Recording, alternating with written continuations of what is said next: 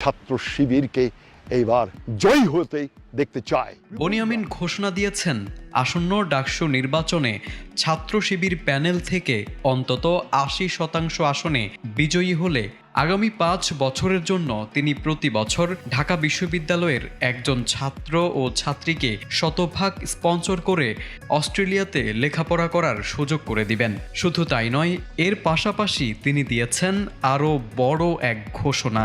ঢাকা বিশ্ববিদ্যালয়ের ভেতরেই দুটো ক্যান্টিনে পুরো মাস ব্যাপী সবসময় ছাত্র ছাত্রীদের জন্যই সকালের ফ্রি নাস্তার ব্যবস্থা আমি বনিয়ামিন করে দেব। শনিবার নিজের ভেরিফাইড ফেসবুকে এক ভিডিও বার্তায় বনিয়ামিন বলেন, ছাত্র শিবিরের প্যানেল যতদিন কার্যকর থাকবে ততদিন ঢাকা বিশ্ববিদ্যালয়ের ভেতরে দুটো ক্যান্টিনে পুরো মাসব্যাপী সম্পূর্ণ বিনা পয়সায় সকালে নাস্তার ব্যবস্থা করে দেবেন